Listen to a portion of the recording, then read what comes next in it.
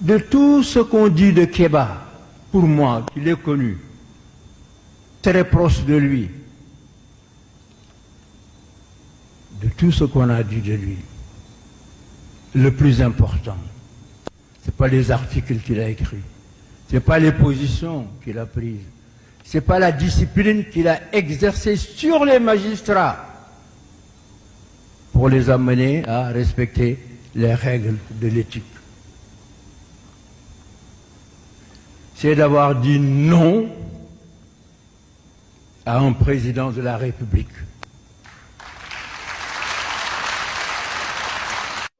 Kéba Mbaye est né le 5 août 1924 à Kaolack.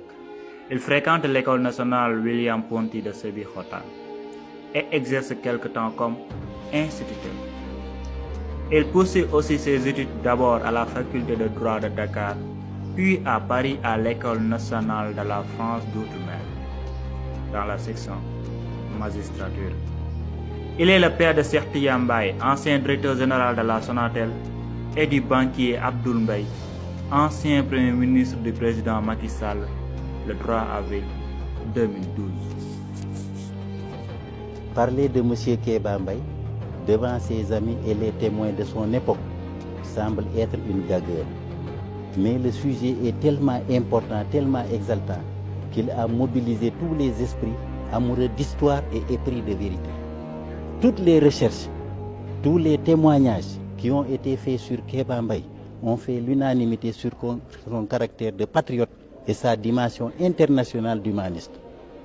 Homme doué d'une intelligence créatrice, animé d'un courage clairvoyant, il a su durant toutes les luttes qui jalonnent sa brillante carrière défendre l'intérêt des Sénégalais et de la diaspora dans un contexte hostile. La franchise de son discours, c'est d'avoir dit non à un président de la République.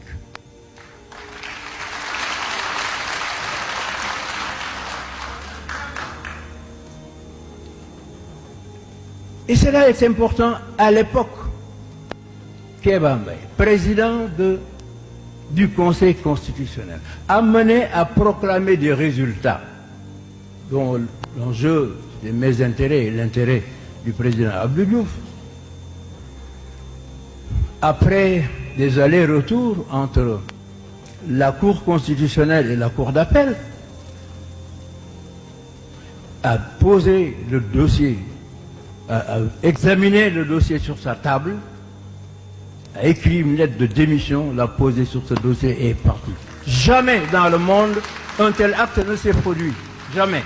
Jamais. Jamais. C'est la première fois et peut-être la dernière.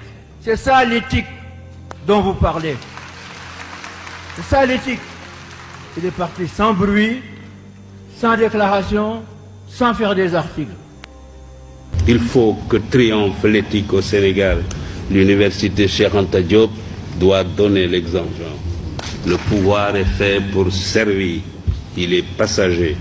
L'argent ne sert qu'à satisfaire les besoins. Au-delà, il est inutile.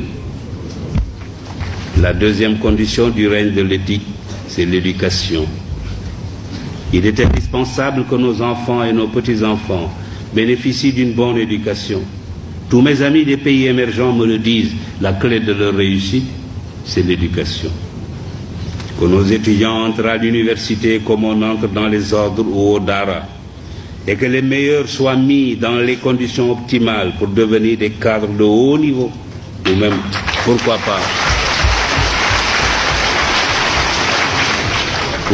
pourquoi pas, comme je le disais tout à l'heure, des savants. Bien sûr, cela nécessite la réhabilitation de la fonction technique au détriment de la fonction politique. Homme d'éthique, mais également essayiste, il est l'auteur d'ouvrages tels que Les droits de l'homme en Afrique, ou le Comité international olympique et l'Afrique du Sud. Succédant à Isaac Foster en 1963, il est président de la Cour suprême du Sénégal pendant 17 ans et président du Conseil constitutionnel du Sénégal de 1990 à 1993. Il fut vice-président de la Cour internationale de la justice de La Haye de 1983 à 1991. Et voici l'un de ses discours les plus marquants. Debout pour le travail et pour l'éthique avant qu'il ne soit trop tard. Debout en nous rappelant devant chaque choix, chaque action, la pensée d'Emmanuel Kant. Demandons-nous chaque fois que nous sommes tentés d'avoir un comportement non éthique, ce que serait la vie si chacun faisait comme nous. Demandons-nous ce que serait une société de délateurs, de profiteurs, de voleurs, de corrupteurs et de corrompus, d'indisciplinés, d'insouciants, d'égoïstes, de fraudeurs. La liste est longue, mais la réponse est une, ce serait une société vouée à l'échec et peut-être à la déchéance et à la misère matérielle et intellectuelle. Alors, évitons de tels comportements. J'avais ajouté, déterminons-nous à débusquer, à écarter sans complaisance au besoin, à punir sans faiblesse ce qui ruine ce pays ou le desservent, les corrompus et les antinationaux, les roublards et les paresseux. Cultivons l'honnêteté et le courage au travail, que chacun au poste où il est, du ministre au planton, du chef d'entreprise aux manœuvres, considère comme reposant sur ses seules épaules le destin de la nation. Inventons un système qui ne récompensera désormais que la compétence, le travail et la probité. La vérité est que, à cette époque, j'avais constaté que le Sénégal avait fait, depuis qu'il avait accédé à l'indépendance, ensemble avec l'ancien Soudan français, 2 faux départs.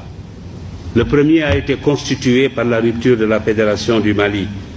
Je regretterai cette rupture toute ma vie, surtout aujourd'hui, où chacun est convaincu que la principale erreur dans ce continent est d'avoir accepté de le diviser en micro-États, livrés face à nos maîtres d'hier, à la fatale loi de la division qui amoindrit et affaiblit ce qu'elle divise.